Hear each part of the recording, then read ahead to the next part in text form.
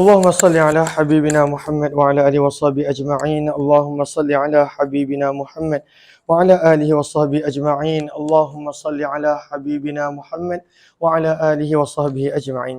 بسم الله الرحمن الرحيم. السلام عليكم ورحمة الله وبركاته.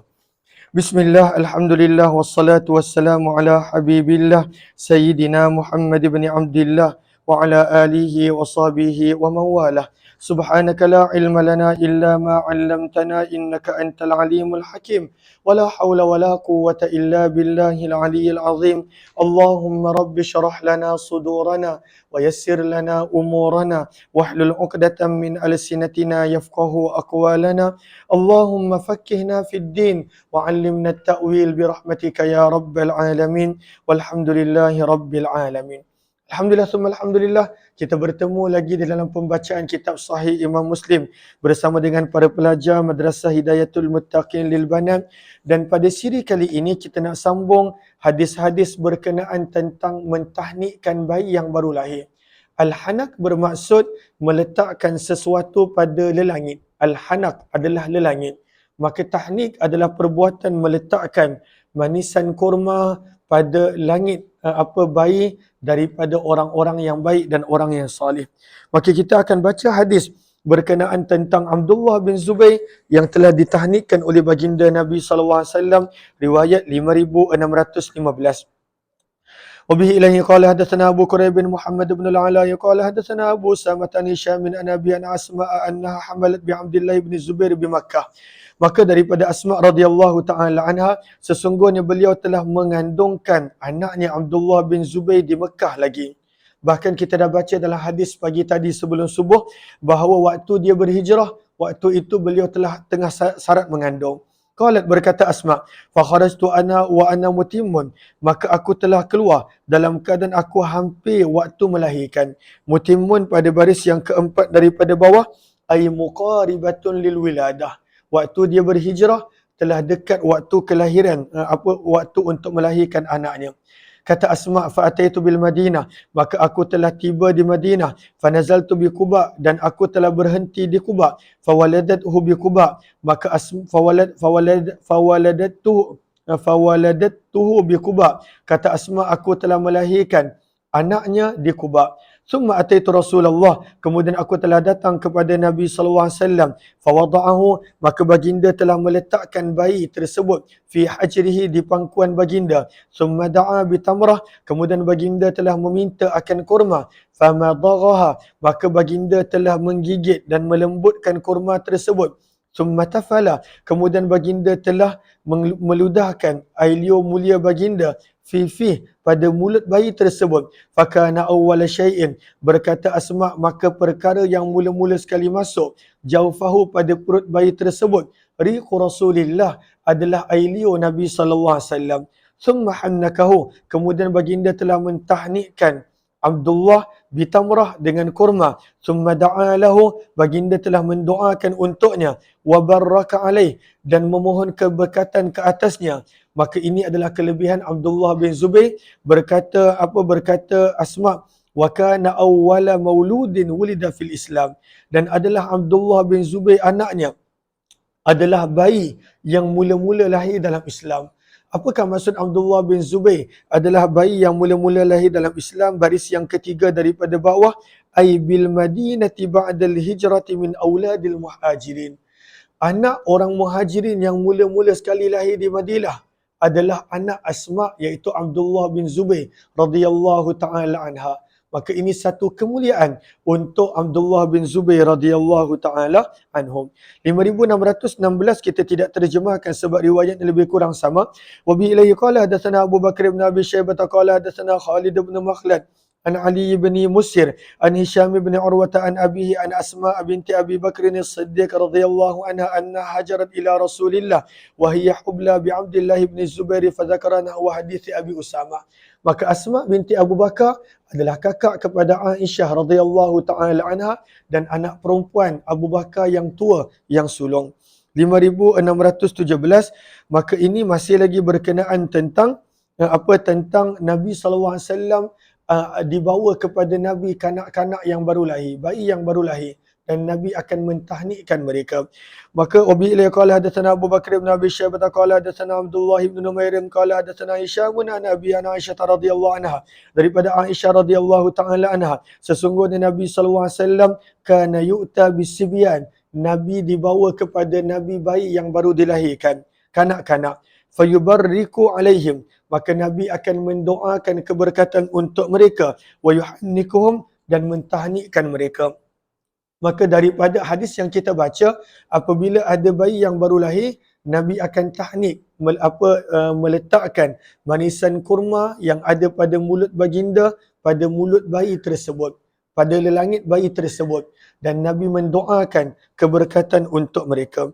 5618 wa bi ilayhi qala hadatsana Abu Bakar bin Abi Syaibah qala hadatsana Abu Khalid al-Ahmar an Hisham min Nabi Aisyah radhiyallahu anha qalat, daripada Aisyah radhiyallahu taala anha beliau berkata, ji'na bi Abdullah bin Zubair, kami telah datang membawa Abdullah bin Zubair. Maka Abdullah bin Zubair ini anak saudara Aisyah. Sebab itu Aisyah tak ada anak, maka Aisyah telah diberi kunyah dengan nama anak saudaranya, Ummu Abdillah. Maka Ummu Abdillah ini adalah merujuk kepada anak saudara Aisyah yang bernama Abdullah bin Zubair radhiyallahu taala anhu. Yuhannikuh, untuk Nabi mentahnikkan ia. Fatalabna tamrah, maka kami telah mencari kurma ketika itu. Fa'azza alaina talabuha, maka telah menjadi sukar ke atas kami untuk mendapatkannya. Sebab Nabi bila ada bayi datang kepada Nabi untuk tahnik, Nabi SAW akan minta kurma, namun mereka tak bawa ketika itu, maka mereka perlu untuk mencari. 5619, maka ini adalah kisah yang terakhir berkenaan tentang Nabi mentahnikkan, maka Nabi berikan nama ini dengan nama Munzir bin Abi Usaid. Wa bi ilaihi qala hadatsana Muhammad bin Sa'id Tamimi wa Abu Bakar bin Ishaq qala hadatsana Ibn Abi Maryam qala hadatsana Muhammad wa Ibn Mutarrif Abu Ghassan qala hadatsani Abu Hazim an Sahal bin Sa'ad, daripada sahabat Nabi Sahal bin Sa'ad radhiyallahu anhu, beliau berkata, utiya bil Munzir ibni Abi Usaid, dibawa Munzir bin Abi Usaid kepada Nabi SAW hina wulida, ketika dia baru dilahirkan. Fawada'ahu Nabi ala fakhidih, maka Nabi meletakkan Munzir, bayi tersebut, pada peha baginda. Wa Abu Usaidin jalis, sedangkan Abu Usaid duduk berhampiran dengan Nabi. Falahiyah ay ishtaghala, maka sedang Nabi pegang bayi tersebut, Nabi tersibuk, ada sesuatu yang berlaku. Falahiyah, maka baginda telah tersibuk, bisyai'in, dengan sesuatu, baina yadayhi, di hadapan baginda, dan Nabi tak terlupa bayi tersebut. Ini adalah sibuknya Nabi SAW. Maka fa'amara Abu Usaidin bibnih, maka Abu Usaid memerintahkan untuk anaknya diambil, sebab dia tak nak ganggu Nabi. So Nabi begitu sibuk sampai Nabi terlupa yang Nabi sedang mendokong bayi pada peha baginda. Fahtumilah, maka didokong pergi, min ala fakhidhi Rasulillah, daripada atas peha Nabi SAW bayi tersebut. Maka bayi tersebut diambil. Fa'aqlabuh, maka mereka membawa bayi tersebut pulang. Fastafaqa Rasulullah, maka barulah Nabi tersedar. Mana bayi tadi? Nabi tersedar. Maka baginda Nabi SAW pun bersabda, aina sabi, mana baby tadi? Faqala Abu Usaid, maka ayahnya Abu Usaid berkata, aqlabnahu ya Rasulullah, kami telah menghantarnya pulang wahai Rasulullah. Maka baginda bertanya, masmuh, apakah nama dia? Qala fulanun ya Rasulullah, maka ada mengatakan nama dia sekian-sekian. Maka sabda Nabi SAW, la, tidak, walakin ismuh, akan tetapi namanya adalah Al-Munzir. Maka ayahnya telah menamakannya dengan panggilan Al-Munzir bin Abi Usaid radhiyallahu ta'ala anhu. Bab yang seterusnya berkenaan tentang harus memberi kunyah malam yuladlah, bagi seseorang yang tak ada anak, wa kunyatis saghir, dan boleh memberi kunyah kepada anak yang masih kecil. Maka dalam penggunaan nama orang Arab ada dua jenis penggunaan gelaran. Yang pertama laqab. Laqab ini adalah gelaran yang biasa-biasa, laqab.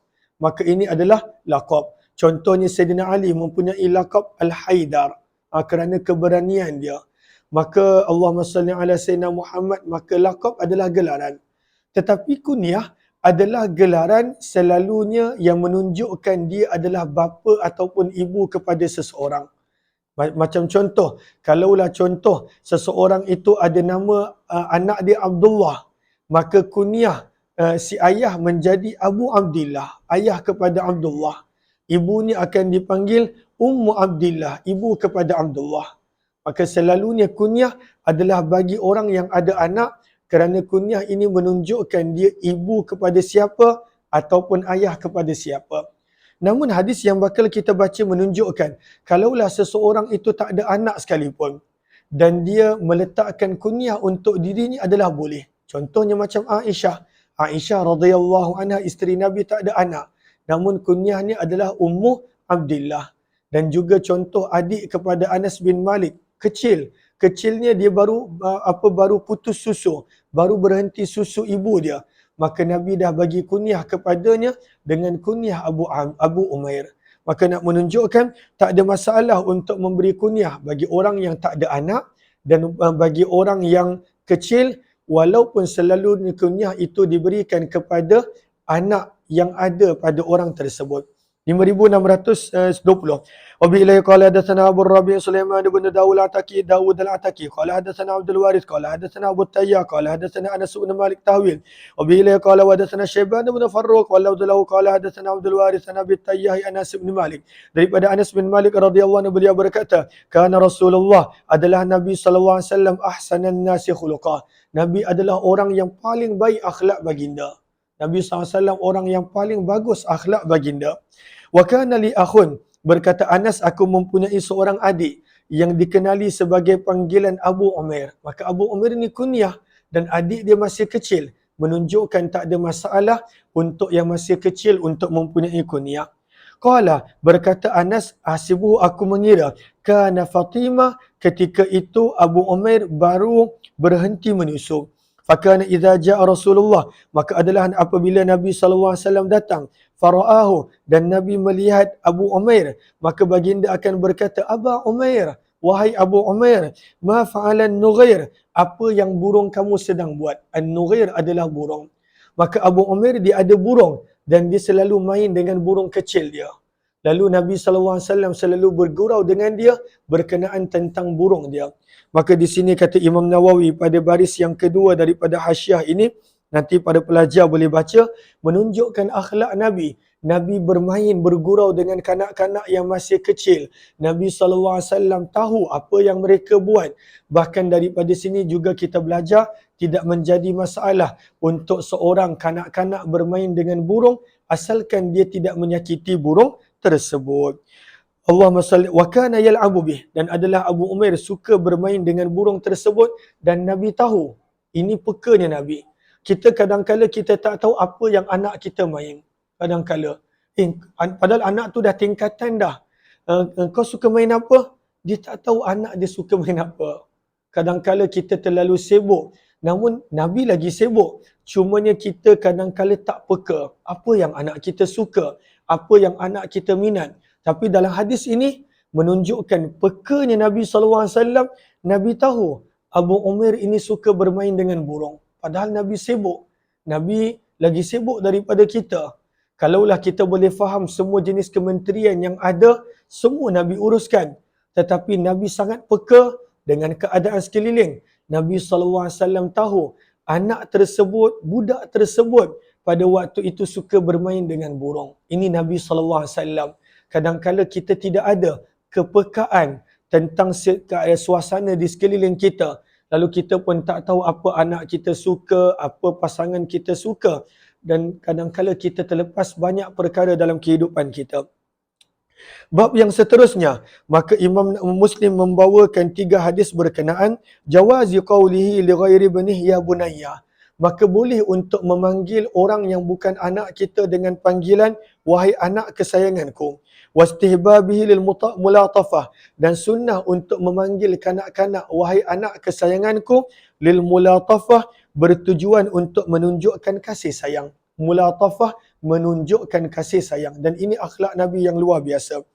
5621. Wa bi ilai qala hadatsana Muhammad bin Ubaidillah al-Ghubari qala hadatsana Abu Awanah Nabi Utsman an Anas bin Malik. Daripada Anas bin Malik radhiyallahu anhu, beliau berkata Nabi SAW telah bersabda kepadaku, ya bunayya, wahai anak kesayanganku. Walaupun Anas ni bukan anak Nabi, tetapi nak menunjukkan boleh kita panggil walaupun bukan anak kita dengan panggilan wahai anak. kesayanganku. 5622. Wa bi ilaihi qala hadatsana Abu Bakar bin Abi Syaibah wa ibn Abi Umar wa lafdhu li ibn Abi Umar qala hadatsana Yazid bin Harun an Ismail bin Abi Khalid an Qais bin Abi Hazim an Al-Mughirah bin Syu'bah radhiyallahu anhu. Daripada sahabat Nabi Mughirah bin Syu'bah radhiyallahu anhu, beliau telah berkata, "Ma sa'ala Rasulullah sallallahu alaihi wasallam ahadun." Tidak ada seorang pun yang pernah bertanya kepada Nabi SAW anid Dajjal, berkenaan tentang Dajjal, aktsara mimma sa'altuhu, lebih banyak daripada apa yang aku pernah bertanya kepada Nabi SAW tentang Dajjal. Maka last kali Nabi SAW bersabda kepadaku, "Ai bunayya, wahai anak kesayanganku Mughirah, wa ma yunsibuka minhu." Apa yang merunsingkan kamu daripada Dajjal? Kenapa risau sangat dengan Dajjal? Dajjal tu makhluk. Apa yang berlaku? Kerana Allah izinkan dia untuk dibuat. Apa yang kamu risau sangat tentang Dajjal? Maka hadis ini juga menjadi pengajaran untuk kita, maka ianya bukanlah sesuatu yang perlu dirisaukan. Dajjal akan muncul dan dia antara fitnah dan ujian yang paling berat.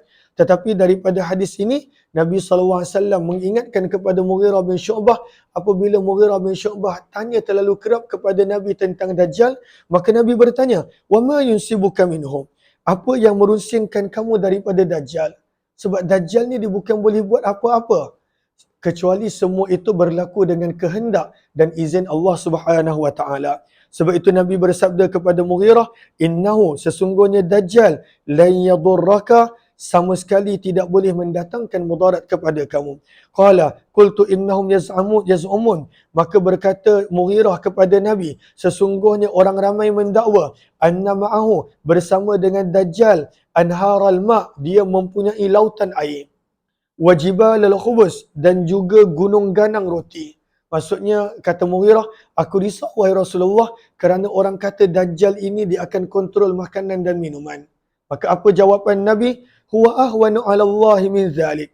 Itu adalah lebih mudah di sisi Allah daripada perkara itu. Maksudnya, kalaulah dia ada itu pun, maka bagi Allah tak ada apa-apa. Kerana orang yang kuat iman dia tak akan terkesan dengan ujian Dajjal. Orang yang jaga amalan dia baca suratul kahfi, dia amalkan suratul kahfi, dia menghayati, dia membaca, maka dia tak akan terkesan apa-apa dengan Dajjal. Sebab itu pada hasyiah nombor 2, maka penulis menyebut, ay min an yadurra hadum bidzalik.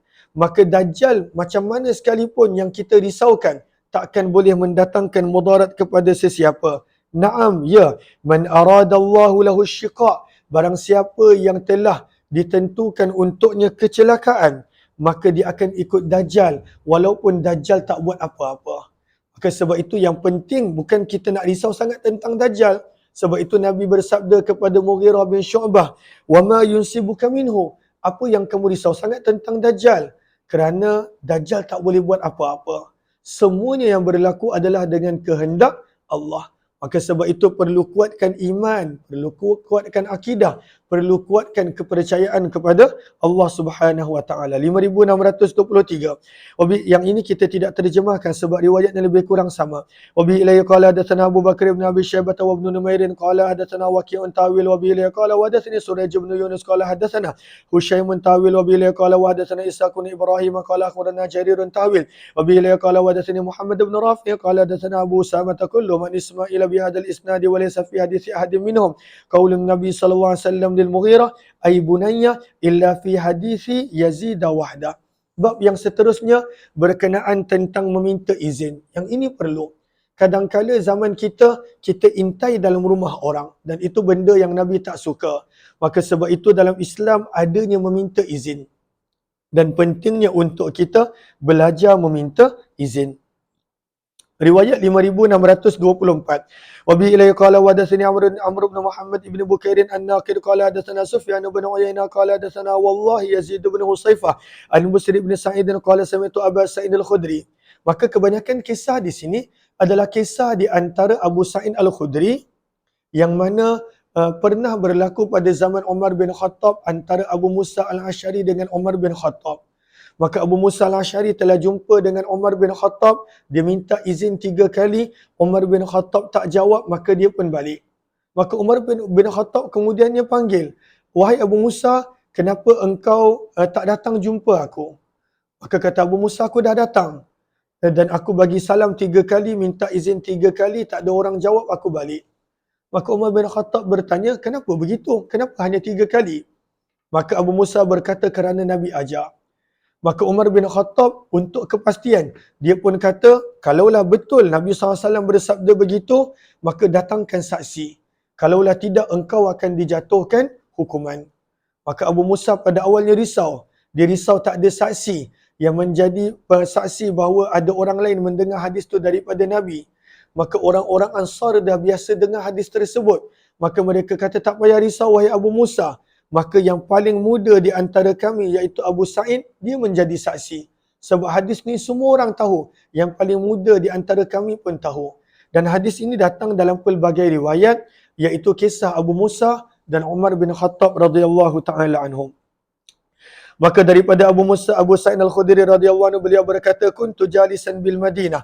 Aku sedang duduk di Madinah fi majlisil Ansar, di dalam majlis orang-orang Ansar. Fa'atana Abu Musa, maka Abu Musa Al-Asy'ari telah datang kepada kami. Fazi'a, dalam keadaan ketakutan, atau maz'ura, ataupun dalam keadaan gementar.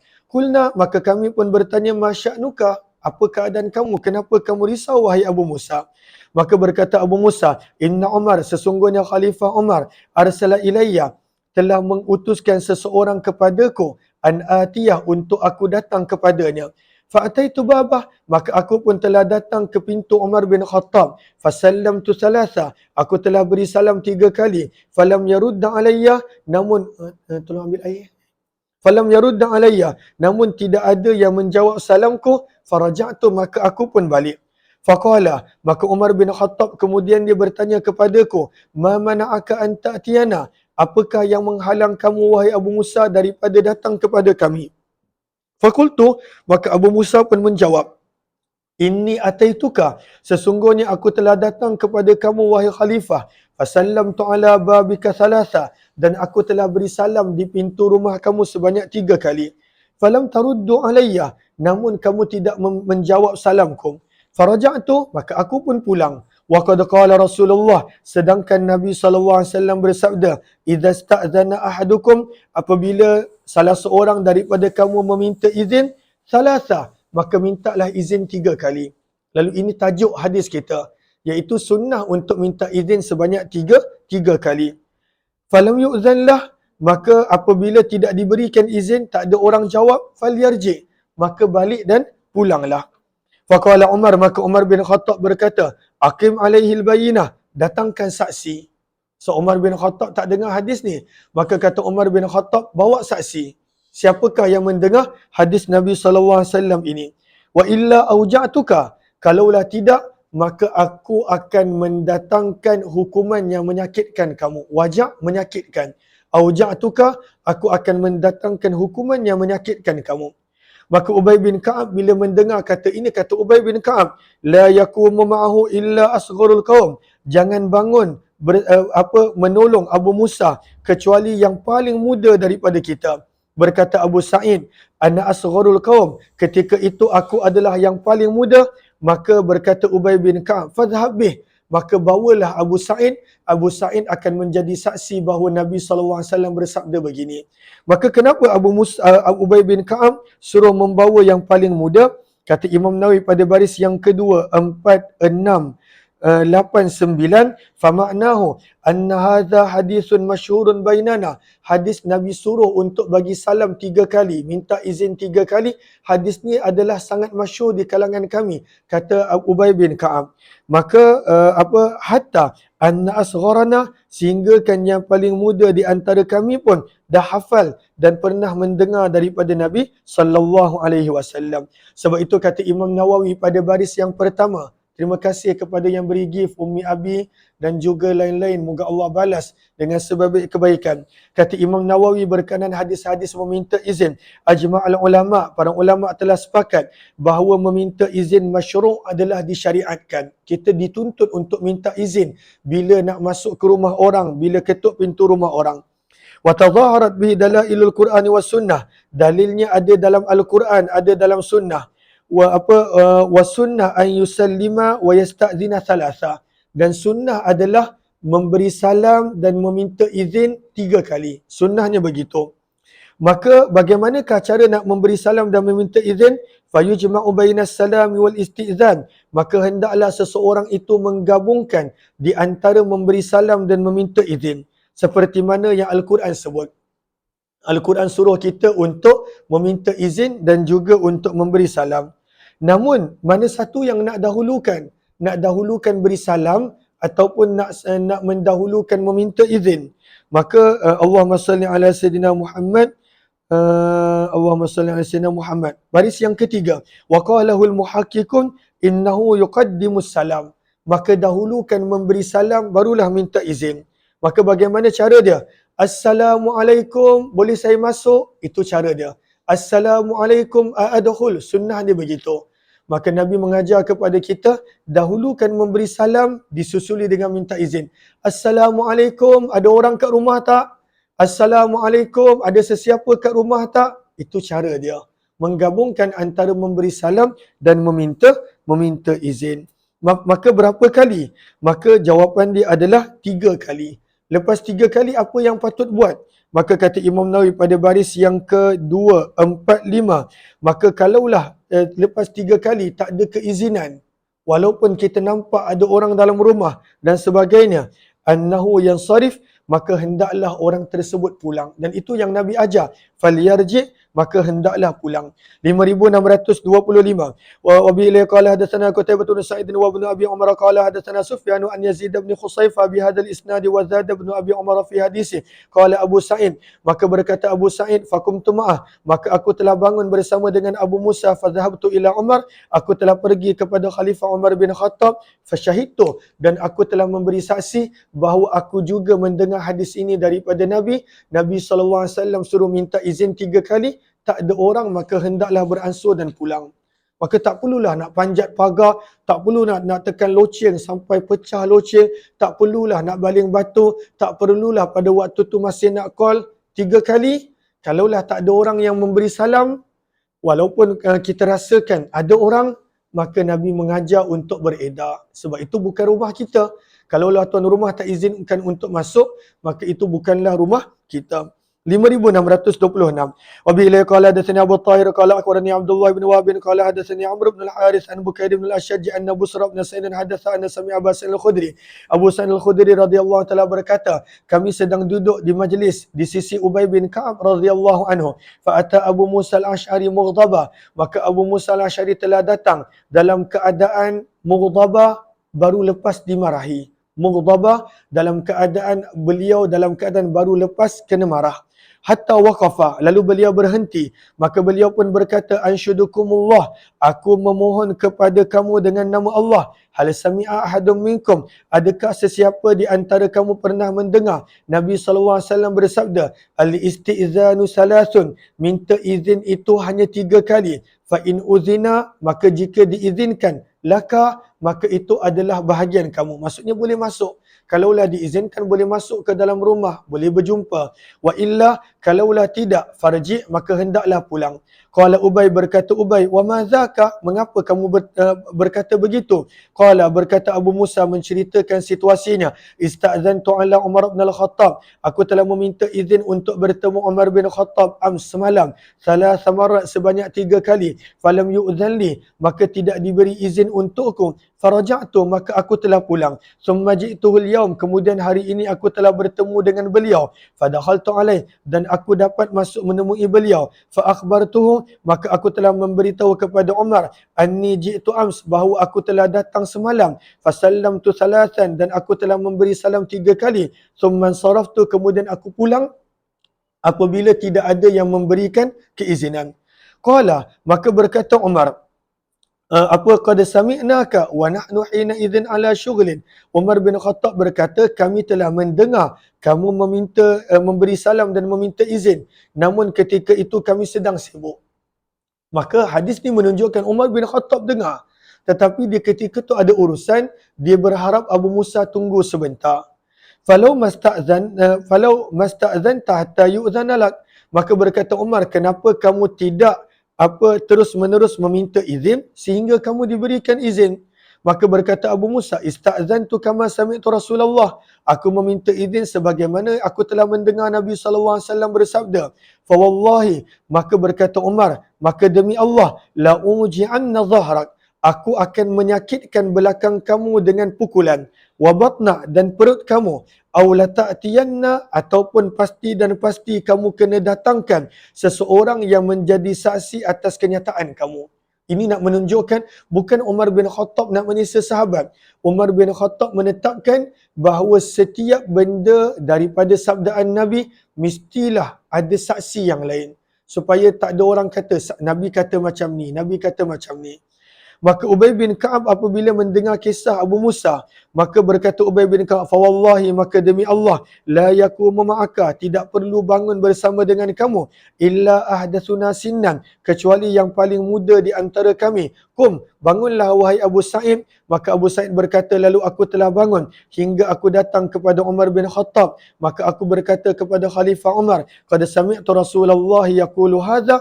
Aku telah mendengar Nabi SAW berkata begini. Nah, ini adalah striknya Umar bin Khattab apabila nak memastikan itu adalah hadis Nabi SAW. Riwayat seterusnya lebih kurang sama, namun kita akan terjemahkan. Wabi'ilai qala hadatsana Nasr bin Anil Jadami qala hadatsana Bishr ya'ni bin Mufaddal qala hadatsana Sa'id bin Yazid an Abi Nadra an Abi Sa'id radhiyallahu anhu an Abu Musa radhiyallahu ta'ala ata bab Umar. Sesungguhnya Abu Musa telah mendatangi pintu Umar bin Khattab. Fasta'dzana, lalu beliau telah meminta izin. Maka Umar bin Khattab berkata, wahidah, kali pertama Abu Musa minta izin. Summa sta'zana tsaniyah, kemudian Abu Musa minta izin untuk berjumpa kali kedua. Maka Umar bin Khattab pun berkata sintan, dah 2 kali. Summa sta'zana tsalisah, kemudian Abu Musa meminta izin kali ketiga. Maka Umar bin Khattab berkata salas, 3 kali. Summa sarafa, tiba-tiba Abu Musa balik. Umar bin Khattab pun terkejut. 3 kali je dia dah balik. Fa'atba'ahum, maka Umar bin Khattab mengikuti Abu Musa. Fa'atba'ahum, minta maaf terjemah ni adalah maka Umar bin Khattab menghantar seseorang untuk menyusuli, mengikuti Abu Musa. Faraddahu, maka Abu Musa telah dikembalikan kepada Umar. Faqala, maka berkata Umar, in kana hadza syai'un hafiztahu min Rasulillah faha. Jika perbuatan kamu ini adalah sesuatu yang kamu ingat daripada Nabi SAW, faha, maka bawakan saksi. Kalaulah apa yang kamu buat ini Nabi ajar, minta izin hanya 3 kali, lepas tu pulang, maka kata Umar bin Khattab, faha, maka datangkan saksi. Maka wa illa, kalaulah kamu tak ada saksi, la aj'alannaka, pasti dan pasti aku akan menjadikan untuk kamu hukuman, dalam kurungan hukuman, izatan, yang boleh dijadikan pengajaran. Berkata Abu Sa'id, fa'atana, maka Abu Musa datang kepada kami. Faqala, maka beliau telah berkata, alam ta'lamu, adakah kamu pernah mengetahui sesungguhnya Nabi pernah bersabda, al-isti'zanu salasun, minta izin hanya 3 kali. Maka bila sahabat Ansar dengar kisah Abu Musa, mereka kesian dengan Abu Musa. Faja'alu yadhakun, maka mereka mula tertawa sesama mereka. Kesian Abu Musa kerana marah dengan Umar bin Khattab radhiyallahu anhu. Qala faqultu atakum, maka berkata Abu Sa'id, maka telah datang kepada kamu saudara kamu Islam, qad ufzi'a, yang ketakutan, wa tadhakun, dan kamu ketawa, intalik, pergilah, fa ana syarikuka fi hadhil uqubah, maka aku akan menjadi rakan kongsi kamu dalam hukuman ini. Sebab memang Nabi bersabda begitu. Fa atahum, maka Abu Sa'id telah mendatangi Umar bin Khattab, lalu berkata, hadza Abu Sa'id, wahai Umar, ini adalah Abu Sa'id, dan beliau mendengar Nabi SAW mengajar minta izin hanya 3 kali. Dan ini yang patut kita ajar anak kita, keluarga kita, minta izin 3 kali. Kadang-kala ada orang minta izin sampai nak pecah pagar, punya lama dia ketuk, nak pecah pintu, loceng tu beberapa kali dia tekan. Maka Nabi mengajar minta izin hukumnya adalah 3 kali. Kalaulah tak diberi izin, maka balik. Maka pulang. 5628. Wabihi ilaihi qala hadatsana Muhammad bin Musanna wa ibn Bashar qala hadatsana Muhammad bin Ja'far qala hadatsana Syu'bah an Abi Maslamah an Abi Nadra an Abi Sa'id radhiyallahu anhu tawil wa bihi qala wa hadatsana Ahmad bin Al-Hasan ibn Khirash qala hadatsana Syababatu qala hadatsana Syu'bah an Al-Jurairi wa Sa'id bin Yazid kilahuma an Abi Nadra qala sami'nahu yuhaddithu an Abi Sa'id Al-Khudri bima'na hadits Bishr bin Mufaddal an Abi Maslamah. Ini kita tidak terjemahkan sebab riwayatnya lebih kurang sama. Riwayat 5629 masih lagi kisah berkenaan tentang Abu Musa dan Umar bin Khattab radhiyallahu anhum. Wa bi ilaihi qala hadatsani Muhammad bin Hatim qala hadatsana Yahya bin Sa'id al-Qattan an Ibn Jurayj qala hadatsana Atha'un an Ubaid bin Umair anna Abu Musa sesungguhnya Abu Musa al-Asy'ari radhiyallahu anhu ista'zana telah meminta izin ala Umar untuk bertemu dengan Khalifah Umar. Salasan sebanyak 3 kali. Faka'annahu maka seolah-olah Umar bin Khattab wajadahu mashghula ketika itu sedang sibuk. Faraja'a maka Abu Musa pun pulang sebab dia dah minta izin 3 kali. Tak dapat jumpa maka dia pun pulang. Maka berkata Umar, alam nasma' sauta Abdullah bin Qais? Bukankah kami tadi ada mendengar suara Abdullah bin Qais? Maka Abdullah bin Qais adalah nama penuh kepada Abu Musa al-Asy'ari radhiyallahu anhu. I'zanulah maka izinkanlah untuk dia. Fadu'iyalah maka telah dipanggil Abu Musa. Faqala maka Umar bin Khattab bertanya, ma hamalaka ala ma sana'ta? Apakah yang menjadi penyebab kamu buat apa yang kamu lakukan? Kenapa lepas minta izin 3 kali kamu pulang? Allahumma salli ala sayyidina Muhammad. Qala maka berkata Abu Musa, inna kunna nu'maru bihadza. Sesungguhnya kami telah diperintahkan begini. Nabi ajar minta izin 3 kali, tak ada jawapan maka pulang. Maka Umar bin Khattab tak pernah dengar hadis ini. Maka Umar bin Khattab berkata, la tuqimanna ala hadza bayinah. Pasti dan pasti kamu kena datangkan untuk kenyataan ini saksi. La tuqimanna kena datangkan untuk kenyataan ini bayinah saksi. Au kalau tidak ada saksi, la af'alanna pasti dan pasti aku akan melakukan hukuman tertentu. Fakharaja maka Abu Musa telah keluar. Fantalaqa ila majlisin minal ansar maka Abu Musa telah berjalan menuju ke salah satu majlis daripada kalangan Ansar. Maka mereka telah berkata, la yashhadu laka, tidak akan menjadi saksi untuk kamu ala hadza di atas perkara ini illa asgharuna, kecuali sahabat yang paling muda di antara kami. Nak menunjukkan hadis ni begitu famous, begitu terkenal, begitu semua orang Ansar tahu, maka yang paling muda akan menjadi saksi. Maka bangunlah Abu Sa'id Al-Khudri radhiyallahu anhu. Faqala, maka Abu Sa'id berkata, kunna nu'maru bihadza, sesungguhnya kami telah diperintahkan dengan ini oleh Nabi. Maka Umar bin Khattab berkata, khafi alayya, telah tersembunyi perkara ini daripadaku, min amri Rasulillah, daripada ajaran Nabi sallallahu alaihi wasallam, alhani anhu, telah menyebutkan aku daripada pengetahuan perkara ini, as-safku, urusan jual beli, bil aswaq, di pasar. Maka Umar bin Khattab mengaku yang dia tak mendengar hadis ini kerana dia sibuk dengan urusan berniaga, urusan mencari nafkah rezeki. Dan sebab itulah kalau kita tengok Ashabus Suffah adalah antara sahabat yang banyak meriwayatkan hadis daripada Nabi. Seperti Abu Hurairah, sebab mereka memang sentiasa bersama dengan Nabi SAW. Sama macam zaman kita, orang yang mana meluangkan masa siang, petang, pagi, malam, dia join banyak kelas, maka pengetahuan dia pasti lebih banyak dengan orang yang sibuk dengan urusan bekerja, dengan urusan mencari rezeki dan sebagainya. 5630 kita tidak terjemahkan sebab riwayat lebih kurang sama. Wa bi ilaihi qala hadatsana Muhammad bin Bashar qala hadatsana Abu Asim tawil wa bi ilaihi qala wa hadatsana Usaid bin Hudaysin qala hadatsana Nadru yani ibn Shumail qala hadatsana qala jami'an hadatsana Ibn Jurayj bi hadzal isnad nahwa wa lam yadhkur fi hadits an-Nadri al-hani anhu as-safq bil aswaq. 5631 pun kita tidak terjemahkan sebab riwayatnya lebih kurang sama. Wa bi ilaihi qala hadatsana Usaid bin Hudaysin Abu Ammar qala hadatsana Fadl bin Musa qala akhbarana Talhat bin Yahya an Abi Burdah Nabi Musa al-Asy'ari radhiyallahu anhu qala ja'a Abu Musa ila Umar bin al-Khattab faqala assalamu alaikum hadza Abdullah bin Qais falam ya'zanlah faqala assalamu alaikum hadza Abu Musa. Maka ini cara yang mana Abu Musa amalkan daripada Nabi. Dia bagi salam dulu, kemudian baru minta izin. Dan itu yang kata para ulama paling afdal. Maka dia pun bagi salam, assalamualaikum, ini Abu Musa. Maka diminta izin. Sampailah 3 kali. Thumman sarafa, kemudian dia pun pulang. Faqala, maka Umar bin Khattab berkata, ruddu alayya, kembalikan Abu Musa kepadaku, kembalikan Abu Musa kepadaku. Faja'a, maka Abu Musa pun datang. Maka Umar bin Khattab bertanya, ya Abu Musa, wahai Abu Musa, ma raddaka, apakah yang menyebabkan kamu pulang?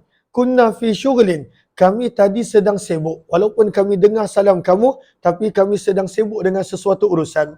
Maka berkata Abu Musa, sami'tu Rasulullah, aku telah mendengar Nabi SAW bersabda, al-istizanu thalathun, meminta izin itu hanya 3 kali. Fa in uzina, maka jika diizinkan untuk kamu, maka boleh masuk. Fabiha. Wa illa, jika tidak diizinkan, farji, maka pulanglah. Qala, berkata Umar bin Khattab, la ta'tiyanna ala hadha, pasti dan pasti kamu perlu mendatangkan ala hadha, di atas kenyataan ini, bayinatan, saksi. Wa illa, jika tidak, fa'altu, aku akan lakukan begitu dan begini. Maka Abu Musa pun mencari saksi, maka saksinya adalah Abu Sa'id Al-Khudri radhiyallahu anhu. Riwayat yang berikut, riwayat yang sama, maka Ubay bin Ka'ab yang dia telah menyuruh Abu Sa'id untuk menjadi saksi bagi Abu Musa, Ubay bin Ka'ab telah tegur Umar bin Khattab, kenapa dia nak susahkan sahabat Nabi begini?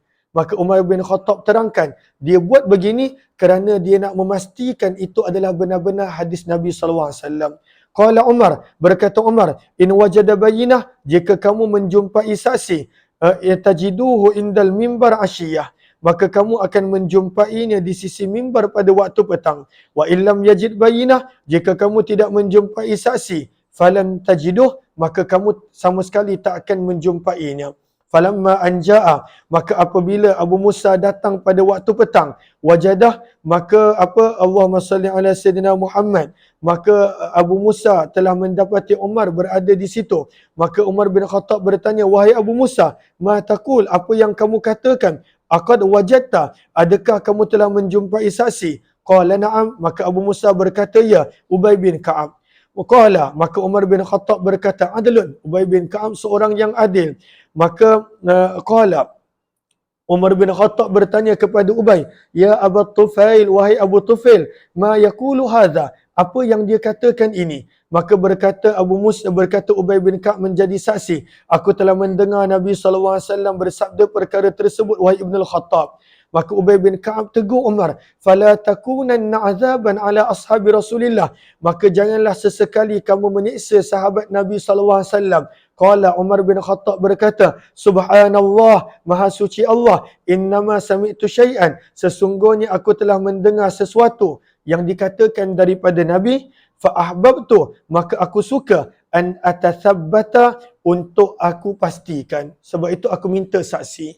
Maka perbuatan Umar bin Khattab tidaklah salah, walaupun nampak tegas, nampak garang, tetapi itu yang perlu buat, supaya tak ada semua orang kata Nabi kata macam ni, Nabi kata macam ni, padahal sebenarnya Nabi tak bersabda pun begitu. 5632. Yang ini kita tidak terjemahkan sebab riwayatnya lebih kurang sama. Wa bi ila qala wa hadatsana Abdullah bin Umar an wa bi ila qala hadatsana Abdullah bin Umar bin Muhammad bin Aban qala hadatsana Ali bin Hashim an Talhah bin Yahya bi hadzal isnad ghaira annahu qala fa qala ya Abul Munzir a anta sami'ta hadza min Rasulillah fa qala na'am. Maka berkata Ubay bin Ka'ab menegur Umar, fala takun, maka janganlah kamu, ya Ibn al-Khattab, wahai Ibn al-Khattab, azaban, menjadi azab, mendatangkan penyiksaan ke atas para sahabat Nabi sallallahu alaihi wasallam. Walam yazkur min qauli Umar subhanallahi wa ma ba'dah. Bab yang seterusnya ada 3 hadis dalam bab ini. Karahati qaulil musta'zin ana. Makruh kalaulah tuan rumah tanya, siapa tu? Maka dia jawab, saya. Makruh. Dan Nabi tak suka. Sebab kalaulah dengan suara dah boleh kenal siapa, maka pada waktu itu tak perlu tanya siapa. Maka sebab itu kalaulah ada orang berkata siapa ni, kadang-kadang dalam telefon, yang mana macam saya sebelum ni saya ada banyak nombor telefon, lebih kurang 8 ke 9 ribu nombor telefon. Kemudian handphone tersebut rosak, tak boleh nak hidupkan walaupun dah dihantar baiki, tak tahu kenapa. Maka kadang-kadang ada orang call, dan kadang-kadang kita tanya siapa, sebab kita tak tahu siapa. Maka banyak orang suka menjawab, saya tu siapa? Saya tu bukan nama. Maka sebab itu dalam tajuk ini kita belajar makruh, tak disukai apabila seseorang yang meminta izin ditanya siapa, maka dia menjawab saya. Dan Nabi cukup tak suka jawapan seperti itu. Maka kena terangkan nama saya Umar, saya ini dan sebagainya. Wabihi qala hadatsana Muhammad bin Abdullah bin Numair qala hadatsana Abdullah bin Idris an Syu'bah an Muhammad bin Al-Munkadir an Jabir bin Abdullah. Daripada Jabir bin Abdullah radhiyallahu taala beliau berkata, aku telah datang kepada Nabi SAW, fada'autu, lalu aku telah menyeru memanggil Nabi. Maka Nabi SAW bertanya, man hadza, siapa ni? Maka Jabir bin Abdullah menjawab, ana, saya. Maka Nabi SAW keluar daripada rumah seraya bersabda, ana, saya.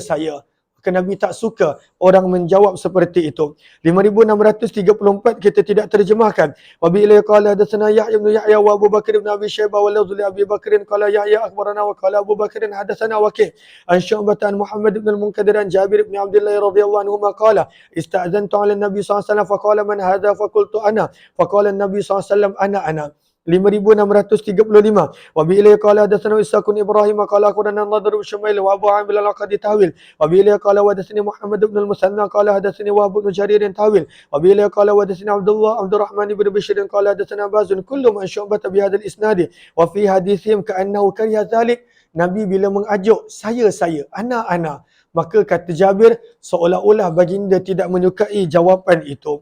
Bab yang seterusnya, tahrimin nazar, haram untuk melihat ke dalam rumah orang lain tanpa izin. Maka tak boleh nak intai-intai. Kadang-kala ada sebahagian daripada kita suka bila dia nak minta izin, tak ada orang jawab, dia pun intai dalam rumah. Nampak macam ada orang dalam rumah tu, haram hukum dia. Tak boleh intai ke dalam rumah orang lain. Takut ada ahli keluarga dia yang tak tutup aurat dan dia tak selesa. Dan ada orang yang dia sangat menjaga akan aurat keluarga dia. Maka tak boleh intai-intai dalam, nampak kipas macam hidup. Tak boleh. Hukum dia adalah haram, berdosa mengintai ke dalam rumah orang lain kecuali bila dah diizinkan untuk masuk.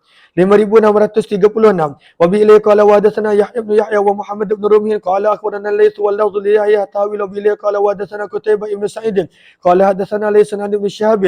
Maka Nabi SAW kita akan baca, Nabi sampai nak mencocok mata orang yang mengintai dalam rumah Nabi. Sampai ke tahap itu. Nabi punya tak suka orang yang mengintai ke dalam rumah orang lain. Bahkan Nabi sampai bersabda, kalaulah ada orang intai dalam rumah kamu, kamu boleh baling batu kepada mata dia. Dan kalaulah mata dia buta sekalipun, kamu tak perlu bertanggungjawab apa-apa. Nabi begitu tak suka orang yang mengintai ke dalam rumah orang lain sebelum diberikan izin. Sahal bin Sa'ad As-Sa'idi radhiyallahu anhu menceritakan, anna rajulan, sesungguhnya ada seorang lelaki, ittala'a, telah mengintip, fi juhrin, pada sebuah lubang yang terdapat pada pintu rumah Rasulullah sallallahu alaihi wasallam. Wa ma'a Rasulillah, dan ketika itu bersama dengan Nabi sallallahu alaihi wasallam midra, terdapat kayu penggaru. Yang mana hujung dia adalah besi, Nabi gunakan untuk menggaru kepala, untuk menggaru apa tempat yang gatal. Yahukku bihi ra'sah, Nabi menggaru dengan alat tersebut kepala baginda. Falamma ra'ahu Rasulullah, apabila Nabi SAW melihat lelaki itu mengintip ke dalam rumah baginda, maka baginda bersabda, lau a'lam, sekiranya aku tahu, annaka tanzuruni, kamu sedang melihat kepadaku dalam keadaan mengintip, la ta'antu bihi fi ainik, aku akan cucuk dengan midra, dengan alat penggaru ini akan mata kamu. Waqala, dan Nabi SAW bersabda, innama ju'ilal iznu, hanya senya dijadikan kewajipan meminta izin itu adalah min ajlil basar, kerana nak jaga pandangan mata.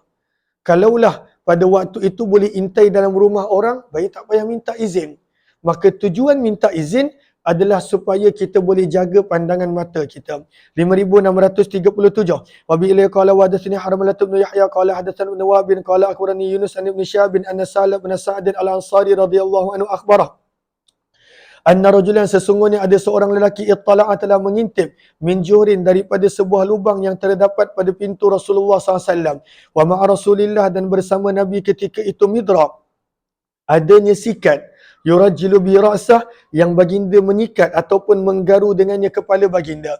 Faqala lahu Rasulullah, maka Nabi bersabda kepada lelaki tersebut, lau a'lamu annaka tanzuru, kalaulah aku tahu sesungguhnya kamu tadi sedang melihat, maksudnya mengintip, melihat tanpa izin, ta'antu bihi, aku akan tusuk, aku akan cucuk dengan alat penggaru ini fi ainika, pada mata kamu. Innama ja'alallahu al-izin, hanya sahaja Allah menjadikan keperluan meminta izin min ajlil basar adalah untuk menjaga pandangan mata.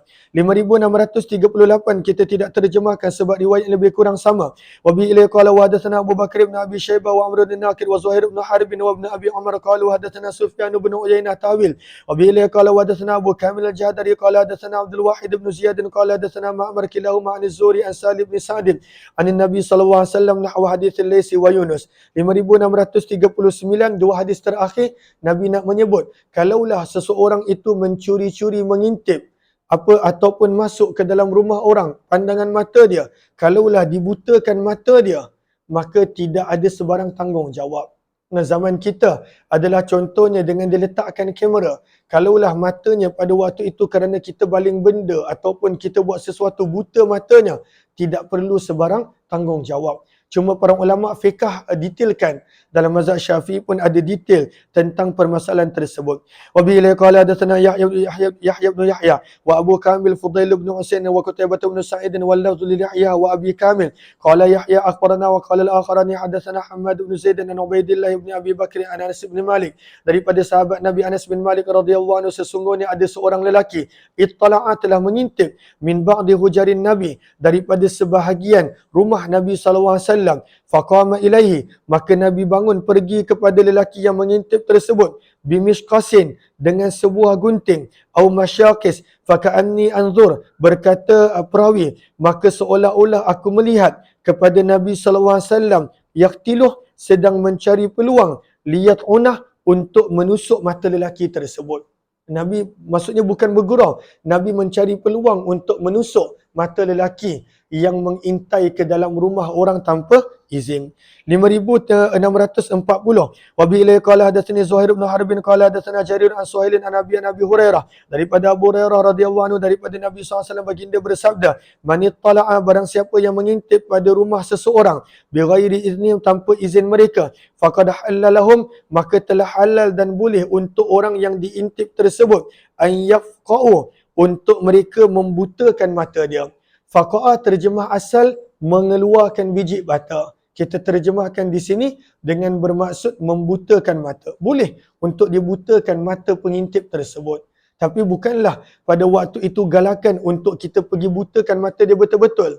Cuma nak tunjukkan amaran yang keras daripada Nabi SAW. Namun para ulama berkata, kalaulah sesuatu berlaku dan mata lelaki itu buta, maka tidak ada sebarang tanggungjawab qisas ataupun dhaman.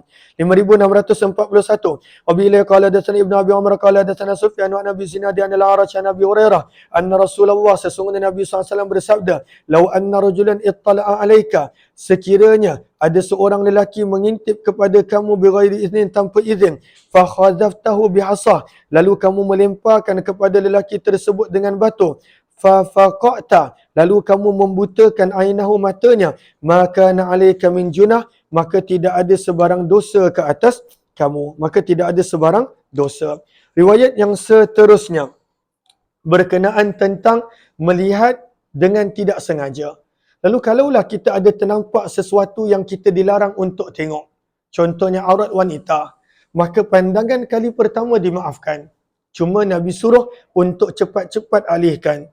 Janganlah pula ada orang salah faham. Dia kata, oh pandangan pertama dimaafkan, maka dia pun tengok lama-lama tak kelip mata, terkebil-kebil dia tengok.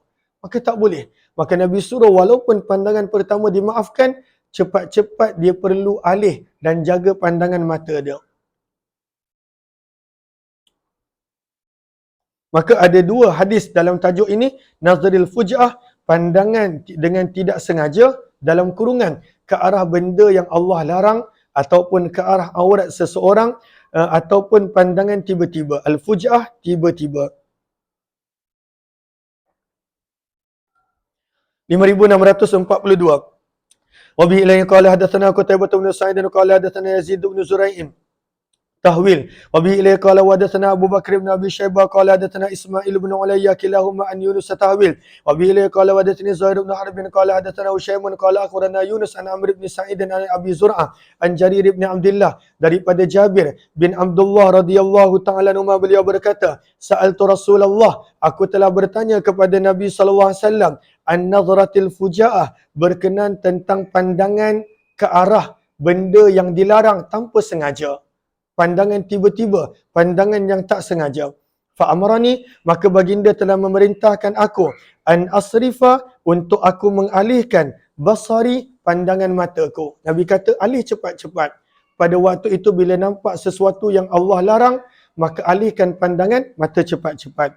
Kata Imam Nawawi rahimahullahu ta'ala pada baris yang kedua, wa ma'na nazril fuja'ah, maksud daripada pandangan mata yang tidak sengaja, ayyaqa basaruhu, seseorang itu pandangan matanya terlihat al-ajnabiyah, contohnya wanita yang bukan mahram tanpa sengaja. Maka pandangan mata yang tak sengaja, fala isma alaih, tidak ada dosa. Fi awwali dzalik, pada pandangan pertama. Wa yajibu alaihi an yasrifa basarah, dan hendaklah lelaki tersebut segera menjaga pandangannya. Fil hal, dengan segera. Fa in sarafa, maka apabila dia mengalihkan pandangannya dengan kadar segera, maka tidaklah berdosa. Wa in istadama nazar, dan sekiranya seseorang itu mengekalkan pandangan matanya, maka dia berdosa. Allahumma salli ala sayyidina Muhammad. Kemudian Imam Nawawi berkata, Allah memerintahkan untuk orang beriman lelaki dan perempuan dalam surah An-Nur ayat 30, qul lil mu'minina yaghuddu min absarihim. Allah memerintahkan orang beriman untuk menjaga pandangan mata. Qala ulama, berkata para ulama, wa fi hadza, daripada hadis ini dan juga ayat ini, hujjatun, menjadi dalil, annahu la yajib, bahawa tidaklah wajib, alal mar'ah, ke atas wanita, antastura wajhaha, untuk dia menutup muka dia. Maksudnya daripada sudut hukum, bahawa tidaklah wajib untuk seseorang itu memakai niqab, tak wajib. Tapi kalaulah dia pakai wa innama zalika sunnah mustahabbah, ianya adalah satu sunnah yang disukai. Tapi kalaulah ditanya, apakah hukum pakai niqab? Kata Imam Nawawi, tidak wajib. Cuma ianya adalah sunnah ataupun sesuatu yang disunatkan, yang digalakkan. Wa yajibu 'alal rijal, namun yang wajib sebenarnya untuk lelaki, ghaddul basar, menjaga pandangan, fi jami'il ahwal, pada setiap keadaan, illa li ghadin sahih, kecuali jika ada keperluan yang dibenarkan. Maka apakah keperluan yang dibenarkan untuk melihat kepada yang bukan mahram? Maka contohnya halatus syahadah, ketika nak memberi penyaksian, wal mudawah, untuk mengubatkan, wa iradati khidbatiha, untuk meminang perempuan tersebut, ataupun contoh-contoh yang lain, ataupun contohnya jual beli dan sebagainya. Bab yang riwayat 5643 kita tidak terjemahkan sebab riwayat yang lebih kurang sama. Wa bila qala hadatsana Isa bin Ibrahim qala akhbarana Abdul Ala wa qala Isa akhbarana Waqi' qala hadatsana Sufyan kilahuma an Yunus bi hadzal isnad misnah. Bab yang seterusnya berkenaan tentang as-salam, memberi salam. Bab yang pertama daripada tajuk salam adalah yusallimur rakibu 'alal mashi, sunnah orang yang menunggang kenderaan memberi salam kepada pejalan kaki. Wal qalilu 'alal katsir, sunnah kumpulan yang sedikit memberi salam kepada kumpulan yang ramai. 5644. Wa bila qala hadatsana Uqbah bin Mukram qala hadatsana Abu Asim an Ibn Jurayj tawil. Wa bila qala hadatsani Muhammad bin Marzuq qala hadatsana Marzuq qala hadatsana Ruhun qala hadatsana Ibn Jurayj qala akhbarani Ziyad anna Thabitan maula Abdurrahman bin Zaid akhbarahu anna sami'a Abu Hurairah radhiyallahu anhu yaqul qala Rasulullah, sabda Nabi sallallahu alaihi wasallam, yusallimur rakibu 'alal mashi, hendaklah yang menunggang memberi salam kepada pejalan kaki. Wal mashi, orang yang berjalan kaki hendaklah memberi salam kepada yang duduk. Wal qalilu 'alal katsir, orang yang kumpulannya sedikit hendaklah memberi salam kepada orang yang kumpulannya ramai. Bab yang seterusnya berkenaan tentang di antara hak orang yang duduk di jalanan adalah dia perlu menjawab salam. Hadis ni kita akan sambung balik jam 9.50 insya-Allah. Antara 9.50 hingga 10 kita akan sambung balik insya-Allah. Terima kasih semua. Jumpa lagi.